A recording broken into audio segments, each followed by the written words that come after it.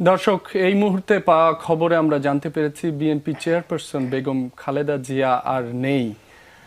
বিএনপির অফিসিয়াল যে Facebook page, সেখানে বিষয়টি নিশ্চিত করা হয়েছে। এ বিষয়ে সবশেষ তথ্য জেনে নিব। এভারকেয়ার হাসপাতালের সামনে আছেন সহকর্মী তাজনুর ইসলাম। তাজনুর, আপনার কাছে সবশেষ কি তথ্য রয়েছে আমাদের জানাবেন। রবি, আজ 30 ডিসেম্বর ঠিক সকালবেলাতে দাঁড়িয়ে এই দুঃসংবাদটি বলতে হচ্ছে, যেই সংবাদটি আসলে কোনো গণমাধ্যম কর্মী আসলে এতদিন ধরে বিভিন্ন সময় নানা রকম খবর এসেছে নানা মাধ্যমে, কিন্তু সেই খবরটি শেষমেশ আজ বলা লাগছে।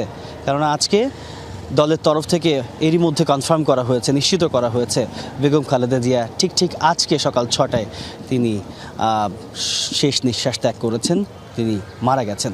সুতরাং বুঝতেই পারছেন যে এক ধরনের খুব শান্ত ঠান্ডা পরিস্থিতি আমরা এরই মধ্যে দেখতে পাচ্ছি। যে আশপাশের কয়েকজন নেতাকর্মী এরই মধ্যে হাসপাতালের সামনে এসেছেন মূলত সেই তথ্যটি যাচাই করার জন্য, যেটি আমি একটু আগেই আপনাকে বলছিলাম। ঠিক আগের যেই লাইভে আমরা যুক্ত হয়েছিলাম সেখানে আপনাকে বলছিলাম যে তথ্য যাচাইয়ের একটা বিষয় রয়েছে, কেননা এর মধ্যে বেশ কয়েক দফায় বিভিন্ন সময়ে সামাজিক যোগাযোগের মাধ্যমে এই খবরটি নানাভাবে প্রচার হয়েছে এবং সেই খবরটি আজকে সেটি বলতে হচ্ছে যে একটি অধ্যায়ের সমাপ্তি এবং বিএনপির সবচেয়ে বড় পোস্টার যাকে বলা হতো, সবচেয়ে বড় চরিত্র জাতীয়তাবাদী দলের জন্যে, সেই চরিত্র আজকে তিনি পরপারে চলে গেলেন।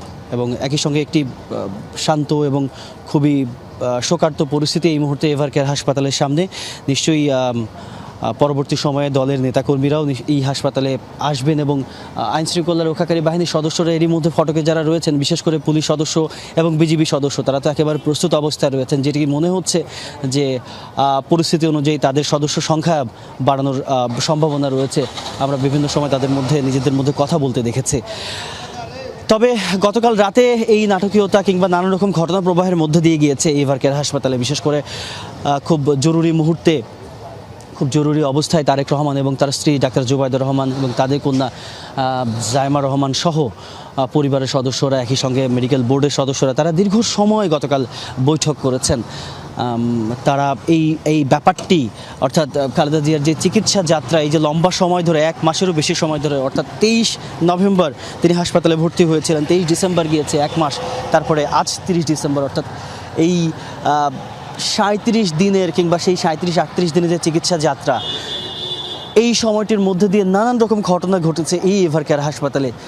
সেই এভারকেয়ার হাসপাতালে সেই সমস্ত নাটকীয়তা, সেই সমস্ত ঘটনা, বিশেষ করে মাঝখানে এমনটি হলো যে সামাজিক যোগাযোগের মাধ্যমে এত বেশি পরিমাণে গুজবে সয়লাভ হয়ে গেল, সে সময় আসলে সঠিক তথ্য যাচাই করা, সঠিক তথ্য দেওয়া অনেক বেশি চ্যালেঞ্জিং হয়ে দাঁড়িয়েছিল। সেই